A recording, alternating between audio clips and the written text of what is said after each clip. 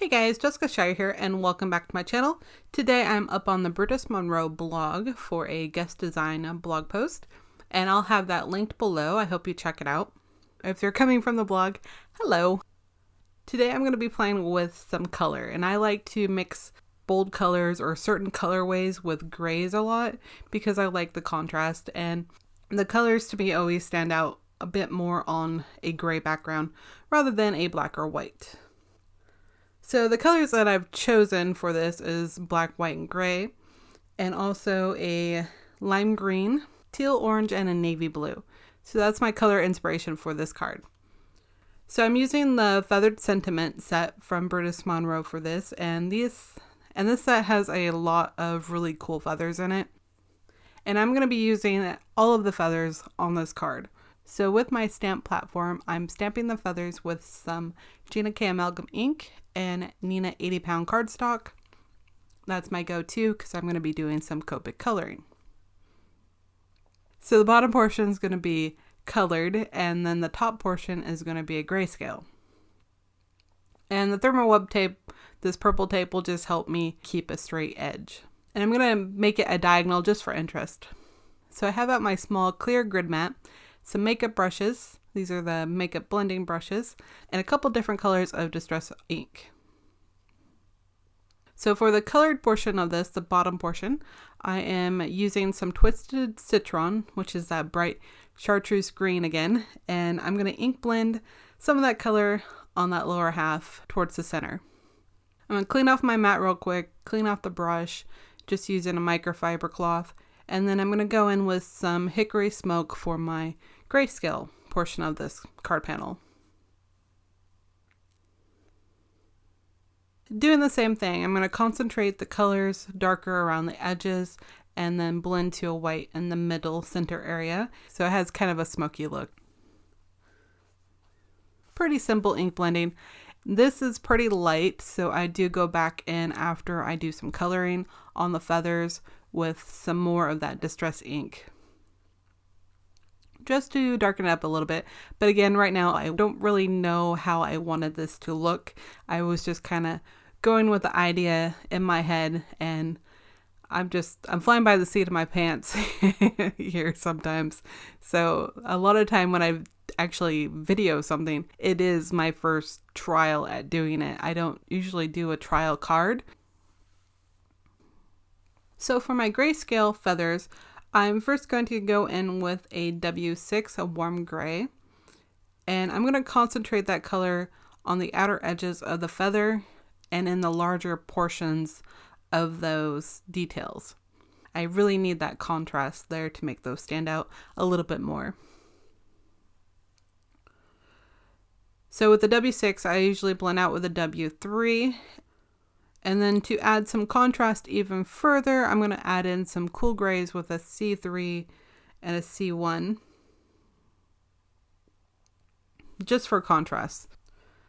When I get down to the feather that is split, so this one will have part of it, that smaller area, in gray, and then the rest of the feather will be actual colored with the blues and oranges and teals.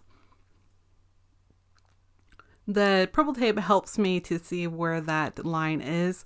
It isn't going to mask any of that alcohol ink because alcohol ink gets absorbed into that paper, so it can definitely cross over. So it's not like using a masking paper when you're ink blending. It doesn't work the same for alcohol inks. But you can get a pretty good line just by being very careful on how much ink you are putting into that paper with those Copic markers or alcohol markers, whatever you're using. So for the rest of the feathers, going back to these real quick, I'm going to use the oranges, the blues, and the teals, and I'll have the list of Copic markers that I use for these colors down below in the description box, which I usually list all of the products that I use. Down below there are some affiliate links, so if you don't want to use those, that is okay, but they are there if you would like to. Pretty simple coloring, just using either 2 or 3 color blends. So I tried to use the same kind of contrast with these ones as I did with the grayscale ones. So once I had those, I'm going to go back to that card panel with the split feather and color the same kind of way using those same colors. I go back in with some darker grays and the portion I already colored just to add a little bit more contrast so that matches with the actual colored portion a little better. And here's why I go back in with that distress ink just to darken up those edges. And this time I do move the tape down to where the line is masked off on just that green portion so I can bring that hickory smoke all the way down to meet that line. I cut a piece of Simon Says Stamp Teal cardstock down to 4 inches by 5 1/4. And then I trimmed that feathered card panel down to just smaller than that. I don't know the exact measurement, but it's just so you get a sliver of that teal all the way around as a border. So now I'm going to start stamping the sentiment, and then I'm using one of the ones in that feathered sentiment set. This one is really large and it's very scriptive. So I thought it would be interesting and fun to split the sentiment on this card panel so that it matches the rest of the card design. So I'm going to use that purple tape again and my stamp platform to do this. This will definitely help out if you have a stamp positioning tool kind of like this one.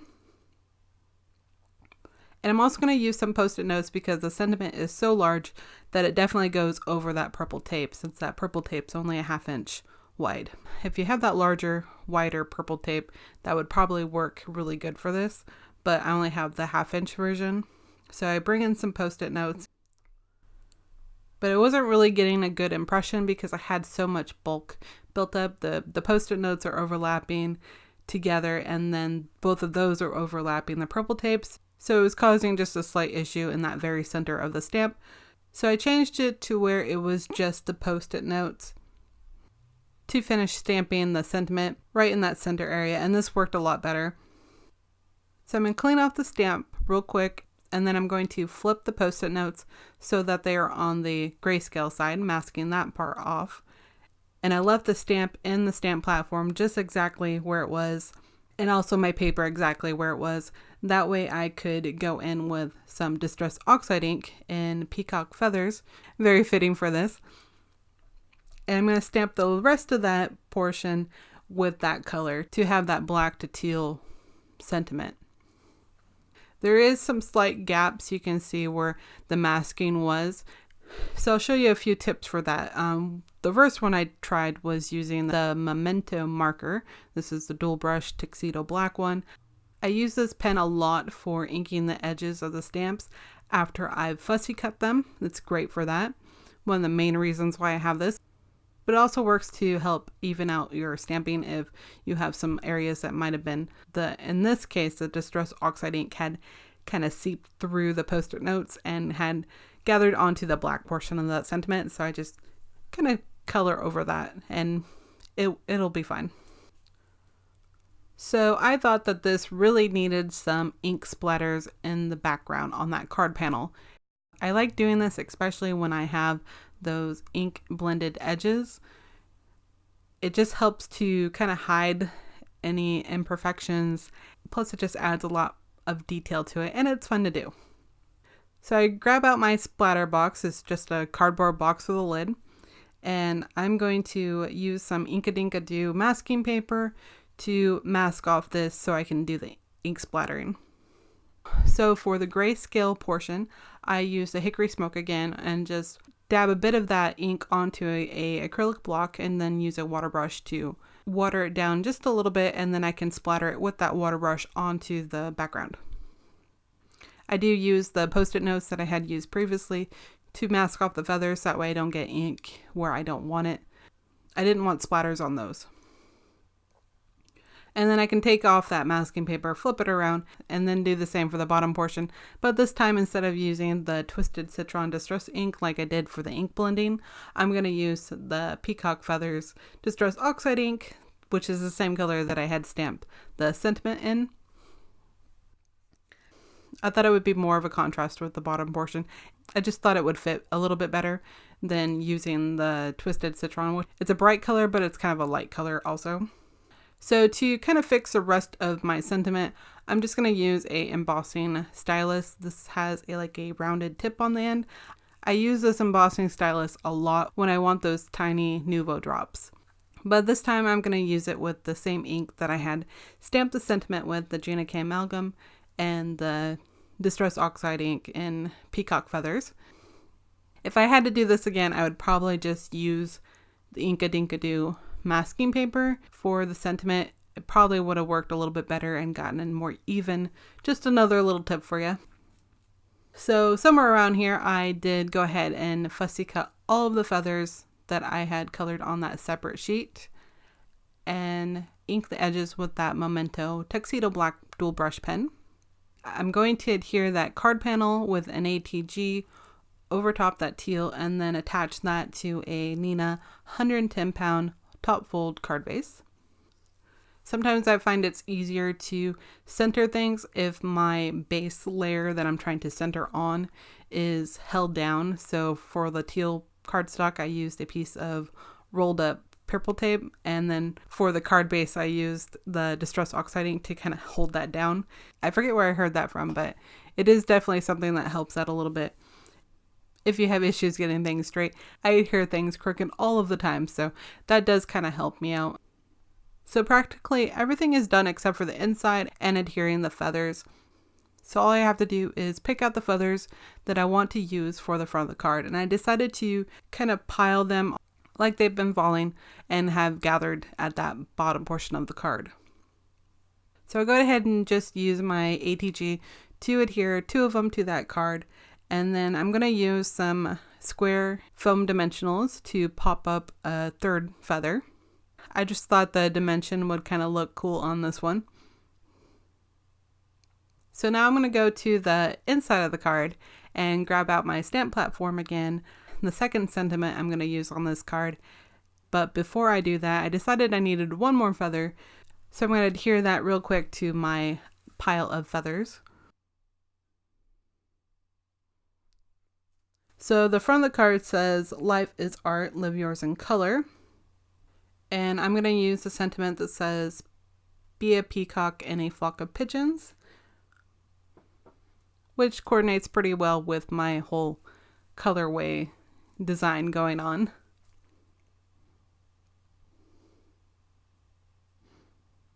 I'm going to stamp that sentiment also in peacock feathers. Just the entirety of that sentiment will be peacock feathers, though I'm not going to do any masking or gradients on the inside of the card. And now I have 2 feathers left. I'm going to use my ATG again to adhere those to the left side like they're fallen past that part of the sentiment. There's not a whole lot going on in the inside. You still have plenty of room to write any kind of message, but it just carries that card design from the outside of the card to the inside of the card kind of seamlessly, I think. And that is it from me, guys. A big thank you to Brutus Monroe and that entire team for having me as a guest designer for July. I've had a lot of fun working with these products, and I'll have a few other shares using those neon aqua pigments again shortly, I hope. So look out for that. Thank you guys so much for watching. Please subscribe if you haven't already. Give this video a thumbs up if you enjoyed it. I appreciate you, and I will see you in the next one. Meh, meh.